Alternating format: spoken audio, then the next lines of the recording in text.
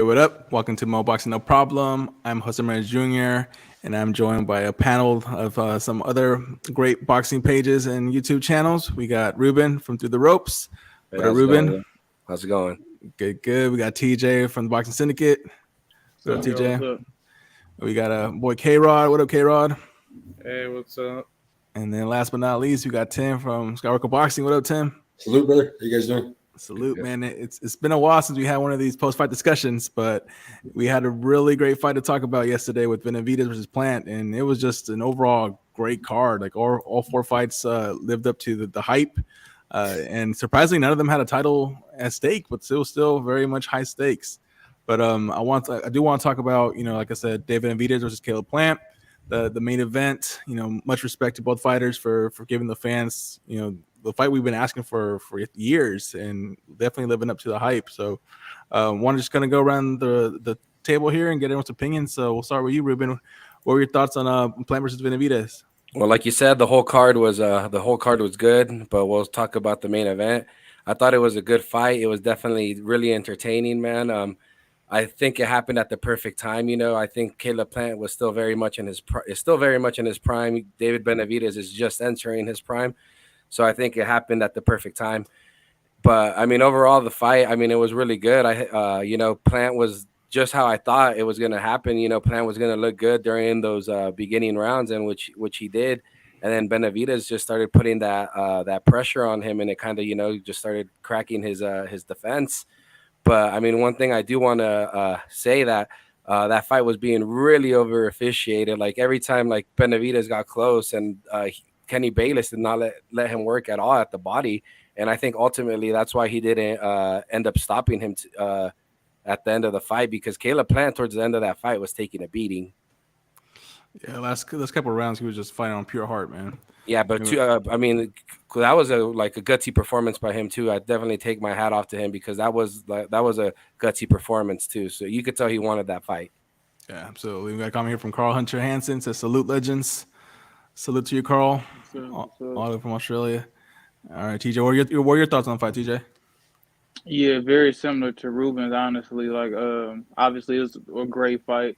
I seen Caleb working in those beginning rounds, but just towards the middle and towards the end of the fight, we just saw Benavidez do what he does best, just kind of break guys down, get them hurt. And then, like Ruben said, and like I'm pretty sure a lot of people have been saying all over social media, Kenny Bayless just kind of was just disrupting the fight a little too much.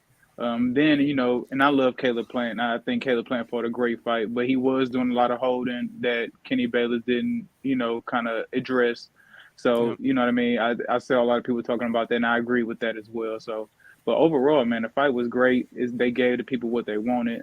They signed a contract, which a lot of guys are just refusing to do right now, as far as top names. So, yeah. I'm really, as far as overall, I'm happy with the fight. I'm glad it happened. David Benavidez went out there and did work.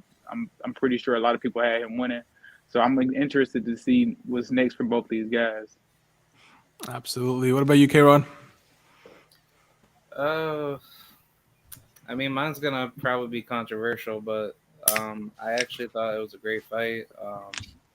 I had Caleb Plant winning, but I thought this fight was extremely razor close, simply due to the point that from round 1 through 6, Caleb Plant did very well, but I think leading into the 7th up until the 11th, that's where David Benavidez shined, and then 12th round, that was like a toss-up round, but I thought Plant definitely edged that out. But the fight itself could have easily been like a draw, because if he wasn't being given, all that holding, protectionism by Kenny Bayless, I think if he had gotten a knockdown, that definitely would have been like a much bigger, impact in the fight. So I think David Benavidez, he did what he was supposed to do, but was that his best version of him? And I think the biggest issue that a lot of people tend to shrug off of is that they get hype over David Benavidez's pressure to think that he's like a ultimate like Mike Tyson style type of fighter, where he just comes and tries to hurt you and just try to knock you out. But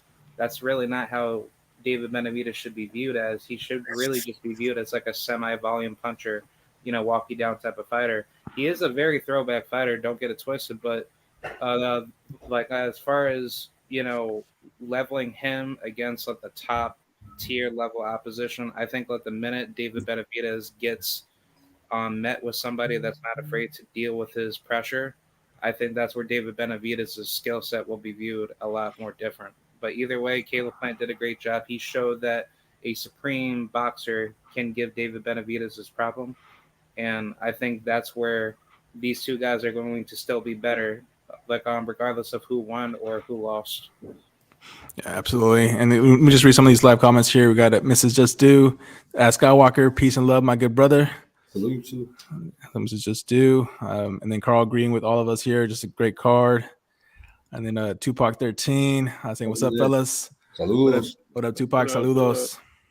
Yeah, and K-Rod, I know you said it's a controversial take, but I was watching the live stream from Mill City Boxing Podcast because he was showing the pay-per-view on his Instagram. So shout out to Mill City Boxing, and I was reading some of the comments, and they had Caleb Plant up 5-1 or some even 6-0 through the first half. So Right. if he just edges out one more round the second half, he potentially could have won that 115, 113. Me personally, I did see Benavidez winning. I had him 115, 113.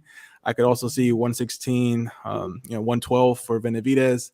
I thought that other scorecard of 117, 111 was way far off base. I don't know what fight they're seeing it, but overall, I think the right fighter won, and both fighters, won fans that night. They showed their heart. So before we switch topics, Skywalker, what were your thoughts on the fight? What K-Rod said, I'm totally opposite of that. I had Benavidez with a dominant performance. I heard the commentators, like when the headbutt had happened in I think it was round 5, they had Caleb Plant up. Was it round 4 that the headbutt happened? The head clash. So, mm-hmm. Yeah, so I was kind of worried that they would go to the scorecards if the doctor, would come in, and they would go to scorecards that, Benavidez would lose. But straight after round 5 all the way to 12, I had him dominating, able to cut off the ring effectively. Powerful. Landed way more power shots. I think CompuBox, I don't know what the stats were, but it was like double in what Plant was throwing. Did a lot of damage, was evident with his face. He was just dripping blood. Shout out to the Mexican Monster. Shout out to Caleb Plant for going all 12 with him because, I know Kenny Bayless, there was some controversy with Kenny Bayless. He's one of my favorite refs. I don't know what's up, man. He wasn't calling no holding. He was calling holding on Benavidez, but Plant was doing all the holding. It was a good fight, man. Definitely we got our money's worth if you paid for the pay-per-view. I was very, very happy with it. Great fight. Give credit to Caleb Plant for being tough, man. He definitely took a whooping last night. Ended up putting him in the hospital. They checked him out. He's good. But give him credit. He's got heart, so for going the distance with Canelo and then going with Benavidez. So, yeah, he's a beast, man. I'm glad that they squashed their beef, man. With all the hype, the lead up to it, they actually squashed their beef. So that was cool. It closed the chapter of the Benavidez and Plant. There's no more, animosity, I guess. So it's good, man. Yeah, absolutely. And then we got Judah here with a piece of the panel chat. Salute Judah. And then there's a couple comments here against Judah. Also said Plant got his ass whooped. Right. And Carl Plant got his ass whooped as well. Yeah, it really was a tale of two halves. It was a really good performance the first half for Caleb Plant. He was boxing, keeping his distance, working that jab, touching up Benavidez, making Benavidez look like a little bit impatient at times and kind of just getting in the way. But the second half, completely different story. I think Benavidez kind of got comfortable, started letting his hands go. And to your point, Tim, I did see, I think, a box rec stack for the second half. I think he outlanded Plant. It was 160 to 45 in the second half. Right, exactly. So more than tripled his punch output. It wasn't the same Benavidez with combos, but it was little quick 1-2s. They were all landing, bro. So. No, but to add on to K-Rod's point, I do think it was a close fight. I do definitely think it was a close fight, but I do think the correct man won. So, but even adding to what you were saying, Jose, Plant started dominating. He was dominating pretty much that first half of the fight, just basically off his jab alone. Yeah. And then once Benavidez's jab started going in, that's when stuff started opening up for him too. So I honestly think it was, like you guys said, it was about a fight of two halves. But I think Benavidez was able to do more damage. And he got away with that close decision, which I think was right. But also, I do think another point I want to say, because when he was starting to gain momentum in that 8th round, starting off that 9th, Caleb Plant hit him with probably one of the sickest low blows I've ever seen. Yeah. That was almost Trinidad Vargas Right. status right there. So that low blow, you could tell took some steam off David Benavidez to begin that round.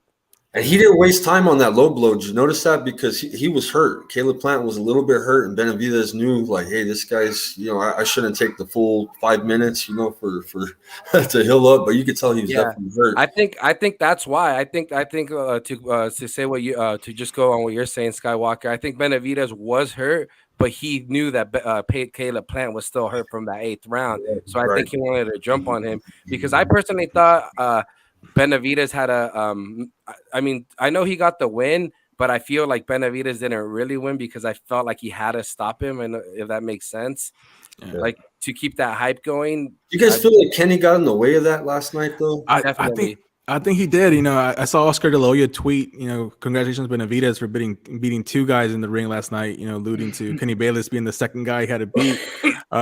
If there was a different ref that didn't allow Caleb Plant to get away with some of the tactics that he was getting away with, would it have been the stoppage? A normal ref would have stopped that shit, because there was no blows coming back, and he was getting beat up, man. And then that ring was big too. What were the commentators saying? A football field?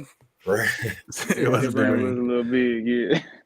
It was a big ring. All right. Well, let's talk about the loser, Caleb Plant, which he still won a lot of fights with his gutsy performance to survive the last couple of rounds when people thought he was gonna get out. Where does he go from here with his career? What's his maybe some potential future opponents for him? Well, he's definitely one of the top fighters at 168. I think he proved that again. I mean, he proved that the last 2 fights, but I think he just reassured it last night. I think if Charlo really wants to step up, I mean, I don't know if he ever decides to fight again. What has it been, 2 years since he fought him or Andrade? They could fight Plant, and I think personally, I think Plant could possibly beat both of those guys. I mean, anybody at pretty much any top 168 pounder has to see Plant if they want to, be considered elite. Right. He holds that pretty much that gate status now, in my opinion. Yeah. What do you think, TJ? What are some good opponents for Plant?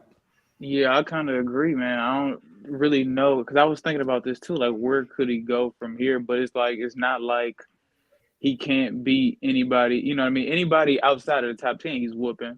Anybody probably within the first. I mean, shit.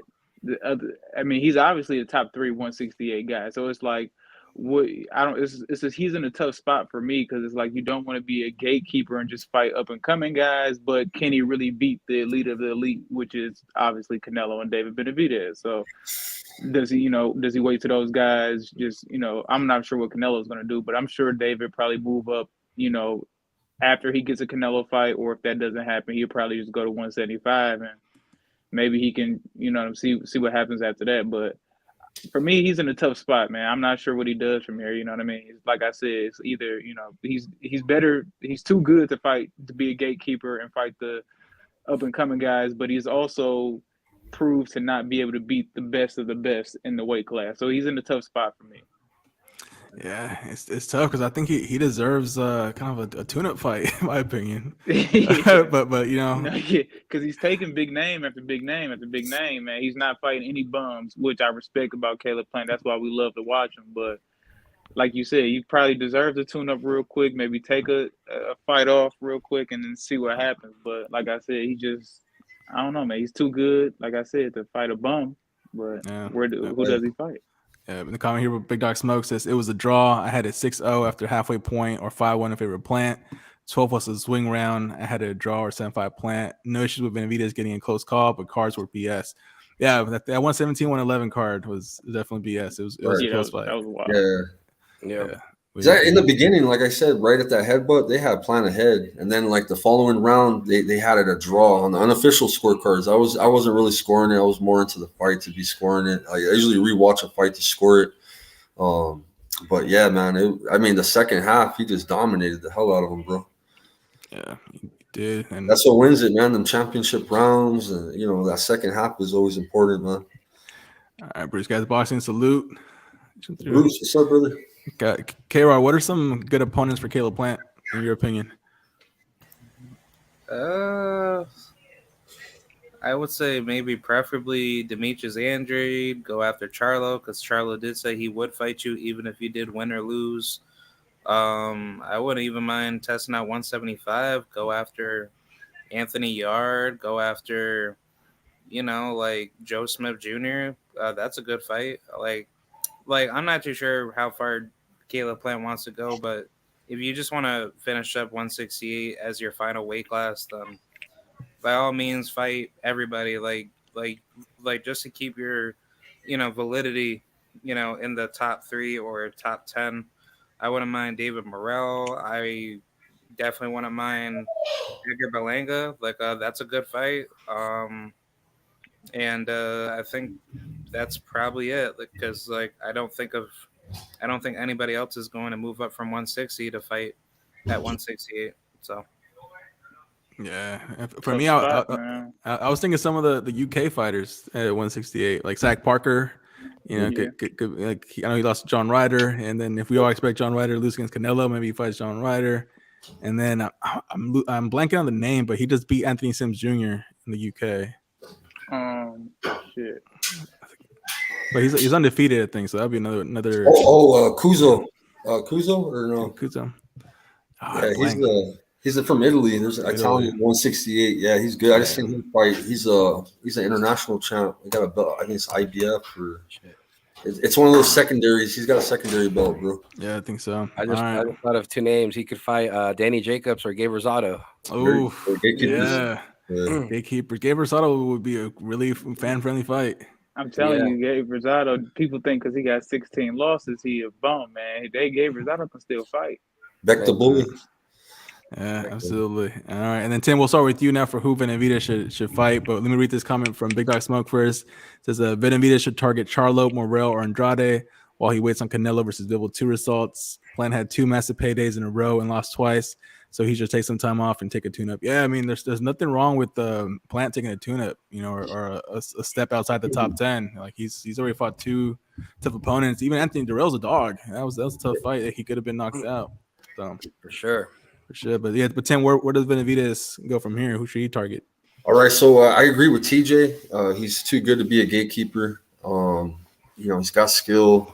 Definitely, the Charlos, everybody that you guys mentioned, I agree. They're all good fights because he's still top level. To me, he's got great experience. Fighting the best, great resume. You know what I'm saying? As far as fighting, he's got experience. Fighting the best. I don't agree with the moving up to 175, but you know what would be good? I see 175, man. I think it's just too tough of a division. I know he's tall, 6'1". Right. Why not move down? Middleweight, we'd have a better shot of regaining the title. You know what I'm saying? But at moving up, I think it would be too difficult to become a world champion again. But I definitely think by going down to 160, if he can, I don't know. I think he could actually dominate. He can do really well at 160 and definitely get another title shot. If that's what he's trying to do, he's trying to, become a world champion again, and that's his goal. I'd say go down to 160. That's really interesting. If you can make the weight, that division's wide open. Exactly. So, I agree. Yeah, and then Carl tough, bro. So Carl's a tune-up suck. Go for the kill. And then Caleb's a natural 168. He won't move up. Yeah, I think he would struggle with the top names at 175. But Tim, who should Benavidez fight? Is it Canelo? Yeah, definitely. The fans want that fight. I've been wanting that fight. That'll prove to me who's king of 168, basically, man. That'll handle business. I know he's been calling him out. I think Benavidez definitely earned his position now. I know, he gets a lot of criticism for the cocaine and, not being responsible, but he's back on track. It looks like his camp's really focused. Everybody's doing good. Diego Pacheco, El Rayo did amazing last night. Poor guy. I don't know if we're cooking on this subject, so I'll wait.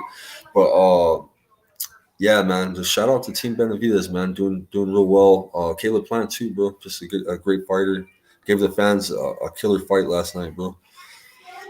Yeah, and I do want to touch on something I saw online too. Someone said that with Benavidez' performance, he did look beatable and that everybody wants to fight him now. I don't necessarily agree that everyone wants to sign up for it, but Right. if we do get Canelo Benavidez, do you guys see that being competitive based on what you saw against Plant?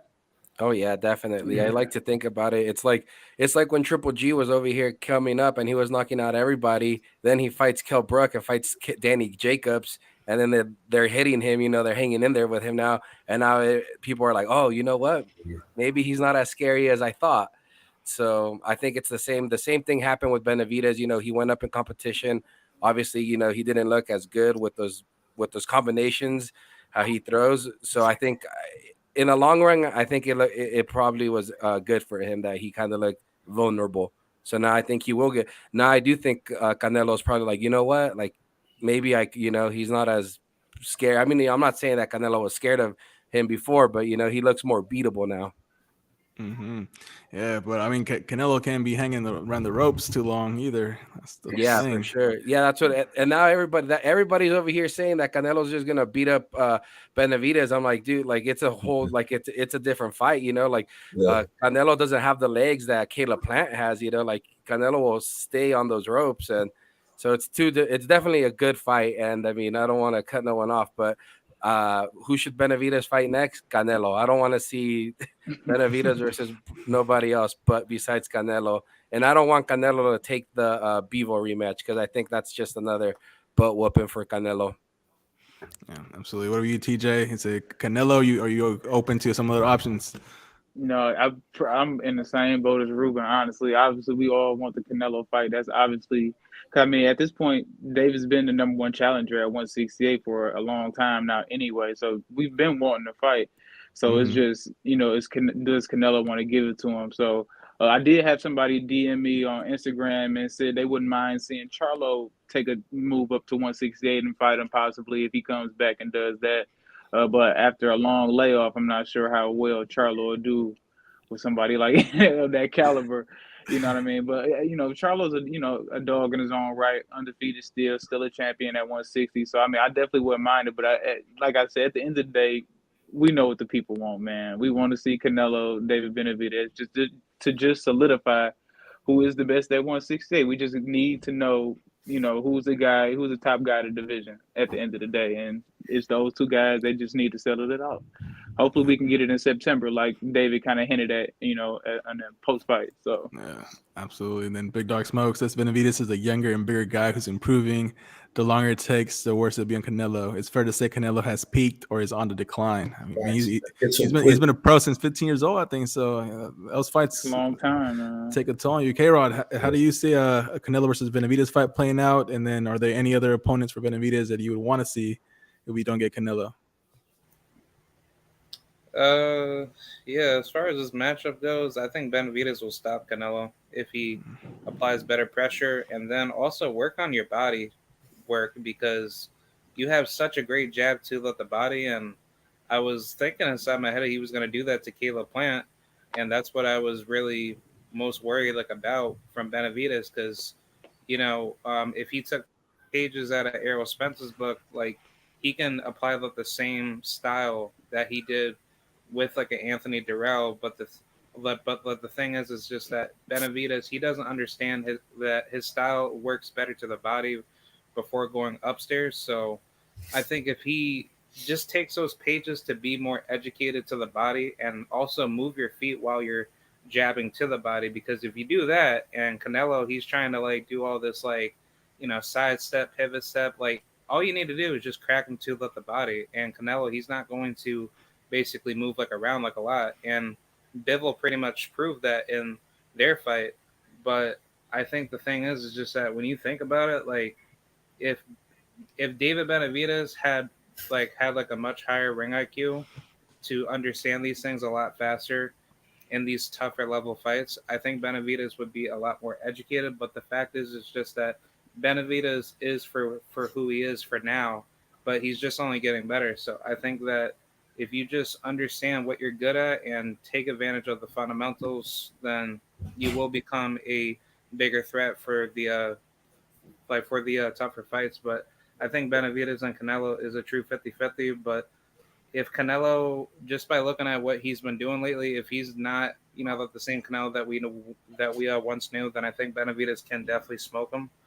But as far as other fights for David Benavidez, Jamal Charlo, Demetrius Andrade, and I wouldn't mind definitely taking like a dive bet on 175 after you clean up 168. Go after, Bivol, Better Beer, and then I'd probably say that's it. All right, absolutely. Then the Big Dog Smoke says if this fight happens in the next 9 to 12 months, Canelo will absolutely destroy Benavidez. Benavidez is too flat-footed, basic, and robotic for Canelo. Canelo will make Benavidez feel real pain. All right, Tim, how do you see the Canelo versus Benavidez matchup? And if we don't get that fight, what other fights would you want to see for Benavidez? Oh, man, that's a 50-50 fight. I do agree with Big Dog Smoke. Benavidez is kind of flat-footed. Canelo's got better movement. Better head movement. That's the thing with Benavidez. He doesn't have a lot of head movement. Who I think the bigger puncher is, I think Benavidez is the bigger puncher. Canelo has explosive power that surprises you. He'll catch you with it. It's because he's fast. He can create it. He has better footwork. But I seen David Benavidez adjust to this camp. He did a lot of leg workouts. He learned how to cut off the ring. It wasn't the same David Benavidez. He didn't use his jab a lot. He, you know what I mean? This was kind of like a pressure fight. Quick 1-2s, 1-2-3s, you know what I mean? Just fast, a lot of uppercuts. I don't know if you've seen a lot of uppercuts in the fight. Mm-hmm. It's a 50-50 fight, man, because Benavidez does have power to stun you. We seen that last night with Caleb Plant. Canelo at the same, I don't know. It's a true 50-50 fight. I like to see that happen, man. I can't call it, bro. But if he doesn't get the Canelo fight, I like to see the battle of the Davids, man. David Morrell Jr., another beast at 168, versus David Benavidez. I think that will make. I mean, I'll pay for that pay-per-view. That's gonna, it's gonna be a rock'em sock'em type of fight. You know what I mean? And yeah. No, we have the EMTs on standby there, man, at the ring for that fight. Another David that's getting better, still under 10 fights and just improving. And K-Rod, I want to touch on something you mentioned with the body work, because last night's fight with Plant and Benavidez, neither fighter threw a lot to the body. I think it was like 23 body shots for Benavidez and like 15 for Plant the entire night. It would be curious to see how Benavidez will react to the body shots, because we know Canelo likes going a lot to the body.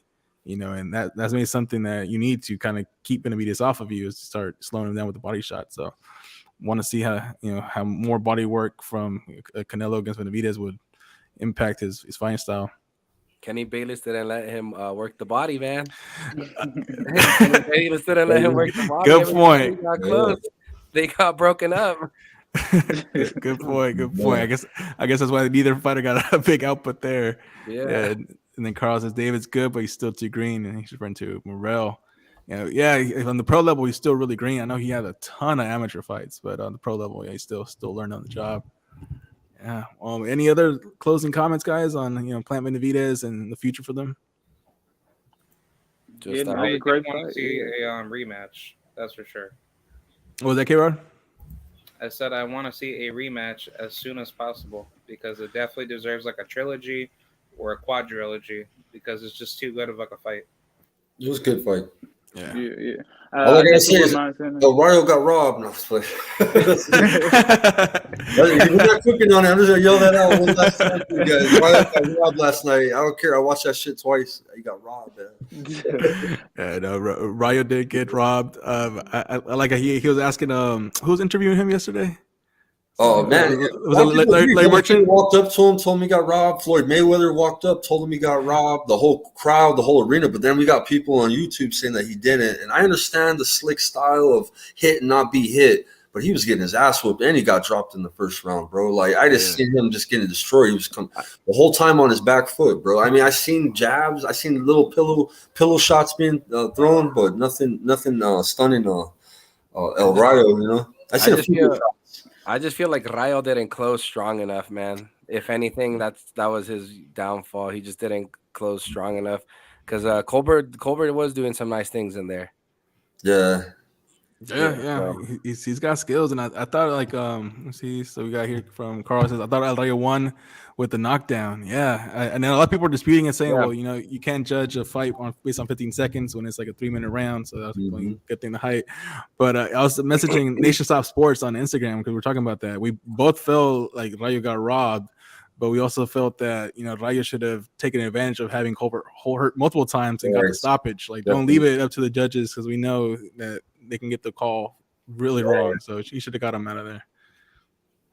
Yeah, Cool. yeah. All right, well, let's go around the horn. Just tell everybody where you can find you. We'll start with you, Ruben. Where can people find you? You can find me on Instagram and on YouTube on Through the Ropes. Awesome. All right, what about you, TJ? Yeah, you can find me on Instagram at the Boxing Syndicate, YouTube at Syndicate Talk, and yeah, that's pretty much it. All right, K-Rod. Yeah, same here. You can find me at Instagram or YouTube, and some other platforms as well, but mostly Instagram and YouTube. Cool. And then Tim.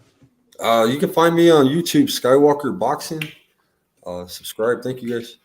Awesome. Tim, you having the Tim and Tim show later on? Yes, I am, guys. I appreciate that, man. I have my co-host, Tim Witherspoon Jr. We have a very popular show every Sunday evening. We bring on special guests, interviews with boxers. Everybody hops on. It's kind of a cool show. I got a guy coming on tonight that's going to show us virtual boxing and the new Undisputed Beta game. He's a big-time gamer. He's an advocate for boxing gaming. He's kind of like K-Rod's a gamer. But this guy's just only in boxing. This is like his whole. He gets paid to promote Undisputed, so yeah, he's like one of the spokespeople for Undisputed, and he's one of the beta testers for the game. So he's going to be on the show tonight. His name's Cosmic One. So is he going to tell us when it finally drops, man? I feel like we've been he'll break it down. He broke down the whole thing to me, bro, and a lot of it to do with it is because of licensing and copyright and all that. Like even the arenas. They don't have MGM Grand. They have like a bunch of fake arenas, and of course, fighters. I don't think they get royalties for the game, but I don't know. It just makes it confusing with the.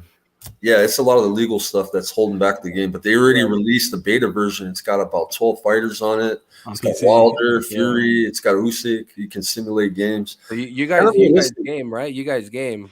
So I don't, bro. So that's why I'm having him on the show. My kid's game. My kid plays with K-Rod actually. So for sure. So I was gonna say we'll definitely be mixing it up on that then, right?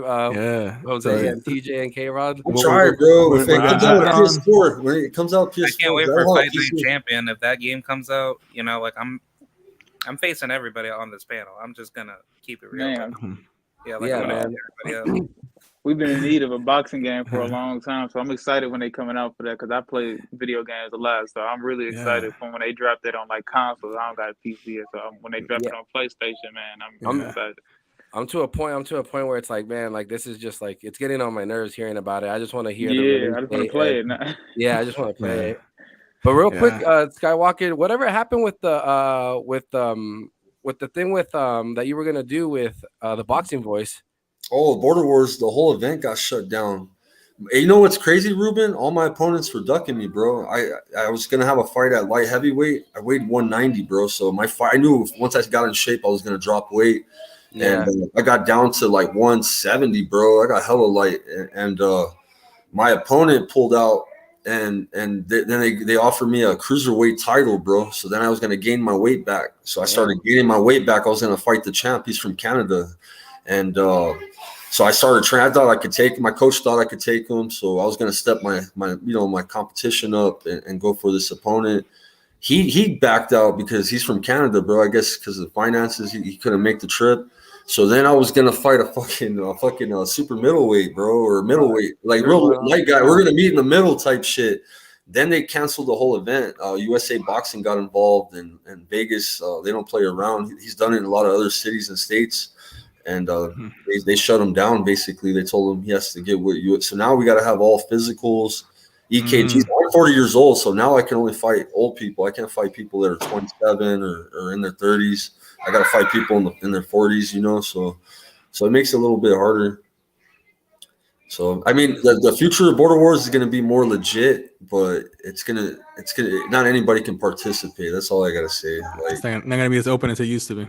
Exactly. So the matchmaking is going to be a little bit different. It's going to be a lot more. And then they're going to go to